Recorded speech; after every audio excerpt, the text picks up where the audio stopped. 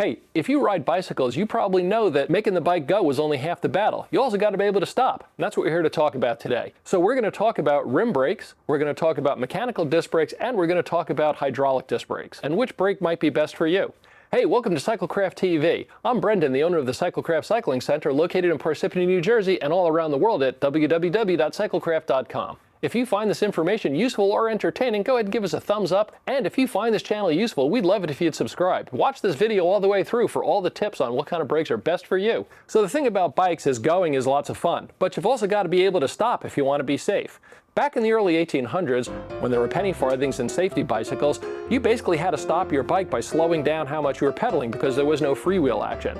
But right about that time, they were also able to slow down the bicycle by applying a leather strap to the top of the wheel. But you really still had to do most of the stopping under your own power. Right around 1898, with the introduction of the actually first commercially available freewheel bicycle, we had to learn how to stop bikes with some other method. And that's where rim brakes came into play. And a rim brake is basically just a caliper that grabs onto a polished aluminum rim in order to slow the bicycle down. It's essentially friction. Now, for most of the 1900s, right through around 1980, pretty much every bicycle came with some version of a rim brake, whether it was a caliper brake like this on a road bike, or a V-brake or a cantilever brake, but essentially they all work the same way by applying a rubber pad to aluminum rim. Now, there are definitely some upsides and downsides to that way of stopping. Now, right around the 1980s, with the introduction of the mountain bike, people were riding in much more extreme conditions in terms of water and sand on their wheels, and they found that stopping with a rim brake was not really that easy. So the solution was a disc brake. Now, a disc brake doesn't grab onto the wheel. You actually have a disc on the rim that's squeezed by a caliper. Now, what's great about that is that you can stop in all kinds of conditions. It doesn't matter if you got mud and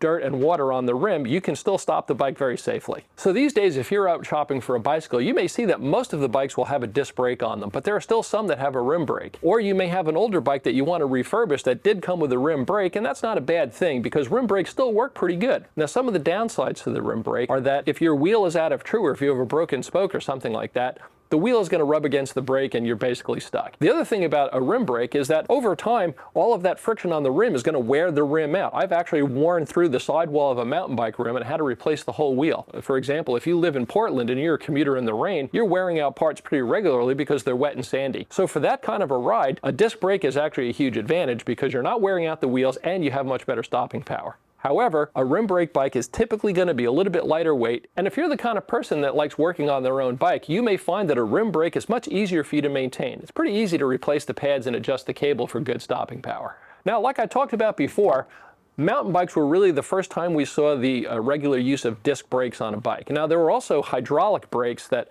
Magura, for example, was a company that made a brake called a rim crusher. It was a rim brake, but it was hydraulically operated. And they found that the hydraulics were actually providing really strong stopping power, difficult to modulate, and also a pain in the neck to install and operate. So mountain bikes, as they developed from the 80s to the 90s and the 2000s, people realized that wet weather and muddy condition riding was very difficult with a rim brake. You'd be wearing out rims like crazy. You wouldn't be able to stop the bike. You're going down a hill really fast. Not stopping is kind of a scary thing. So disc brakes were actually introduced to mountain bikes probably in the late 90s, early 2000s, and eventually you could hardly buy a mountain bike that had a rim brake on it. So now when you go into a bike shop, virtually every adult bike is going to have a disc brake of some kind on it, whether it's a mechanical or hydraulic. And we're going to talk about the differences between those in just 1 minute. The only time you're likely to see a rim brake on bikes for kids' bikes, so little kids' bikes still use what's called a coaster brake, where you just pedal backwards and the friction inside the hub will stop the wheel, or it would have some sort of a rim brake on there. And there are some kids' bikes that have a disc brake on them,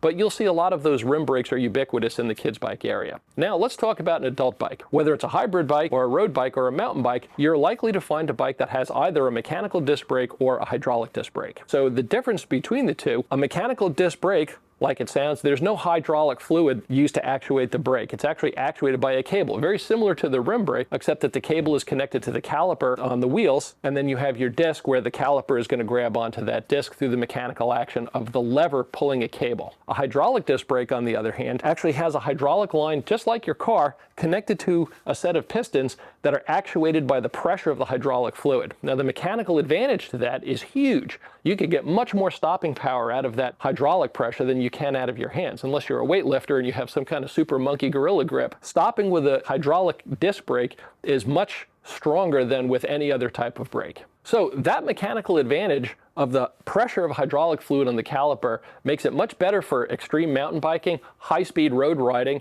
If you have a super heavy e-bike, obviously the mechanical advantage of more pressure to be able to stop the bike is going to be to your advantage. Now, there are certain situations where a hydraulic disc brake may not be exactly the right choice. For example, if you're a backcountry bike packer or a tourer where you're in the middle of nowhere and you have a problem with your hydraulic brake, it's very difficult to do a repair of that kind when you're out in the wild. A mechanical disc brake, because it's just a cable and a couple of pads, it's much easier to adjust or maintain or make repairs on while you're out in the wild.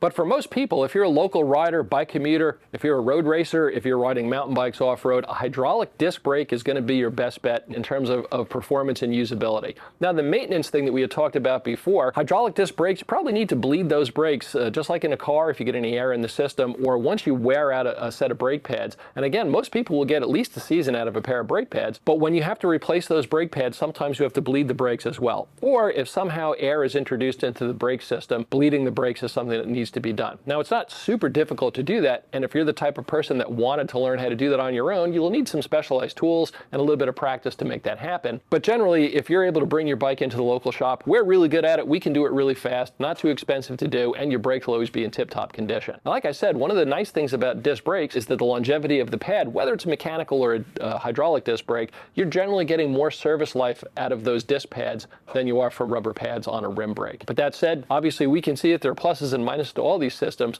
but in general, when you come in and look at a bicycle here at Cyclecraft, we like to offer the bikes that have that hydraulic disc brake for most people, unless you have one of those other specialized situations where if you're a bike packer or a camper, or you're going to go on a long distance tour and you need to have cheap, quick, easy parts, sometimes a rim brake or a mechanical disc brake might be a better way to go. So another question that you might be asking yourself is, why are road racing bikes using hydraulic disc brakes on their bikes? If you watch any pro tour race, they're all using hydraulic disc brakes because they offer a impactful performance difference between the old style brakes. The other thing that they realized they need, and the reason that they did that, was they wanted to use lightweight carbon fiber aerodynamic wheels, because braking on a carbon rim is a nightmare. If you've got a rim brake, it's absolutely terrible to stop on those. Even they get a little bit damp. Ask me how I know. Stopping a carbon wheel is much, much, much better with a hydraulic disc brake. Now, one of the things that they discovered subsequently to that was once you took that mechanical braking stuff off of the top of the frame, you could make much wider tire clearance. So you get much different range of tire sizes into virtually any kind of bike. Now, one of the things you do want to keep in mind, though, is that hydraulic or even mechanical disc brakes are generally not backwards compatible to a bike that has rim brakes. But that said, future-proofing your bike, if you get a bike now with mechanical or hydraulic disc brakes, you'll have an upgrade path going forward. Wider tires will fit nicely in most frames these days with a disc brake, and also the way that we're mounting wheels now is different than back in the old days of a quick release. The way that we're putting wheels into bikes is offering a much stronger mechanical advantage in your fork and your rear triangle for much better handling. So there's a lot of